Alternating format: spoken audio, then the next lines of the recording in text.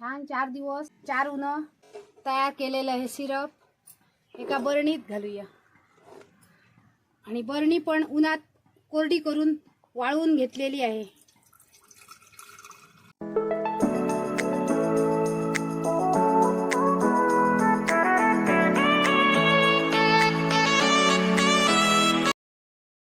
नमस्कार मित्रांनो, मी आहे अंकिता। सावंत ब्लॉग 1394 च्या नव्या एपिसोडमध्ये आपलं स्वागत आहे। मित्रांनो, कोकणात म्हणा गोव्यात भरपूर असे रतांबे लागलेले आहेत आणि ते आम्ही पण आज काढायला जाऊया आणि भरपूर असे रतांबे आणूया आणि ह्या रतांब्यापासून मस्त असं रतांब्याचं वर्षभर टिकणारं सिरप बनवूया, म्हणजेच सरबत बनवूया आणि ते पण न चुलीवर शिजवता किंवा फ्रीजमध्ये न ठेवता वर्षभर टिकणारं सिरप कसं बनवतात ते आज मी तुम्हाला दाखवणार आहे। चला तर मग रतांबे काढून घेऊ। हे पहा, आपलं रतांब्याचं झाड, याला भरपूर असे रतांबे लागलेले आहेत आणि सर्व रतांबे पिकलेले आहेत।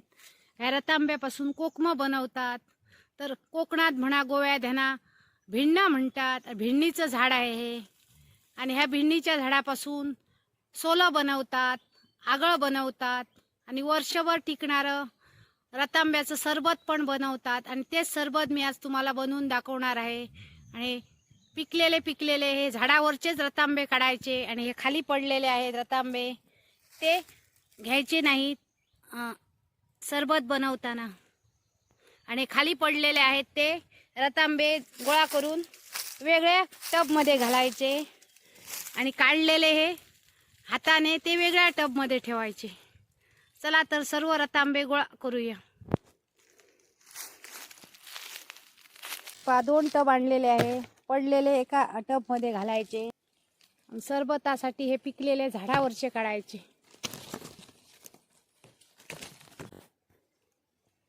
असे टबमध्ये घालायचे।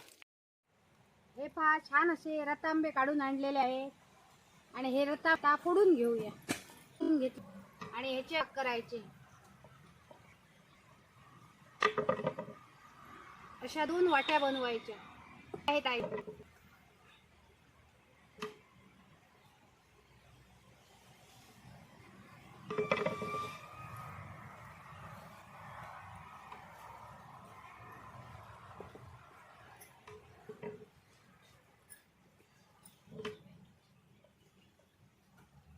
रतांब्याचं सिरप बनवताना झाडावरून काढून आणायचे हे रतांबे, पडलेले वगैरे वापरायचे नाही। पडलेल्या रतांब्यात कीड तयार होते, म्हणून झाडावरचे परिपक्व झालेले काढून आणायचे आणि आम्ही पण तसेच आणलेले आहे।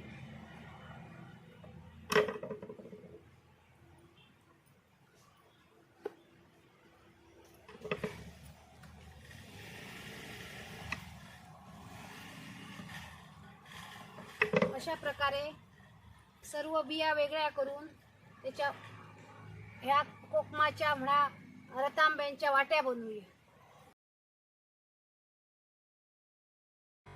साखर घेतलेली आहे आणि ह्या वाट्यात अशी साखर भरायची मावेल तेवढी आणि एका पातेल्यात असं ठेवायचं। स्टीलचं पातेलं घ्यायचं किंवा काचेची बरणी पण तुम्ही घेऊ शकता।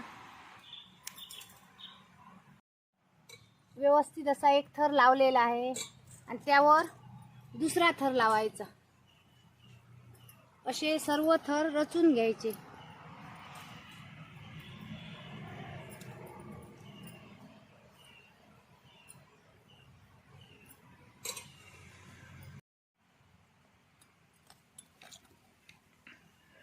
शेवटची रतांब्याची वाटी पण साखरेने भरलेली आहे आणि असे थर लावायचे आणि असे थर लावल्यानंतर एक कॉटनचा कापड घ्यायचा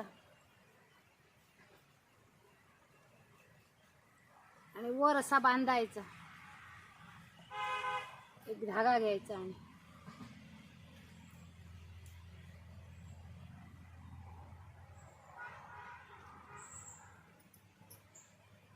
घट्ट असा हा धागा बांधून घ्यायचा। पातेल्यात घालून वर कॉटन कापड बांधून ठेवलेला उन्हात 4 दिवस असा कडकडीत ठेवायचा आणि 4 दिवसानंतर मग आम्ही हे पाहूया। 4 दिवस सतत संपूर्ण दिवस उन्हात ठेवून हे सरबत तयार केलेलं आहे, सिरप हे. आणि ही बरणी पण एक काचेची स्वच्छ धुवून कोरडी करून घेतलेली आहे. आणि आता या बरणीत घालून ठेवूया. छान 4 दिवस 4 उन्हं तयार केलेलं हे सिरप एका बरणीत घालूया. आणि बरणी पण उन्हात कोरडी करून वाळवून घेतलेली आहे. कलर पण छान आलेला आहे, पाहू शकता या सरबताचा. आणि हे चुलीवर वगैरे तापून बनवलेलं नाहीये, उन्हात वाळवून तयार केलेलं आहे. हे सरबत तयार झालेलं आहे. हे वर्षभर टिकणारं असं सरबत तयार झालेलं आहे. आणि ही कोकमं तयार झालेली आहेत. ही गोड कोकमं आहेत. ही उन्हात वाळवायची आणि गोड पदार्थ बनवतात त्यात ही कोकमं घालायची. एकदम अशी छान अशी गोड कोकमं तयार झालेली आहेत. असे 2 ग्लास घ्यायचे.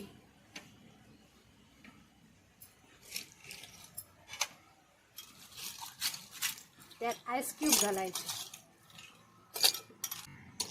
लिंबू घालायचं आणि कोकम सिरप घालायचे, रतांब्यांचं सिरप.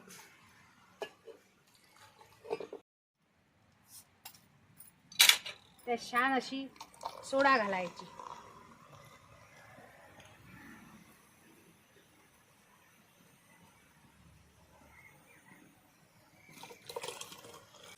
छान असं रतांब्यांचं सिरप बनवलेलं आणि त्यापासून मस्त असं सरबत बनवलेलं आहे. आणि रतांब्याचं सरबत आहे म्हणून असा रतांबा लावायचा.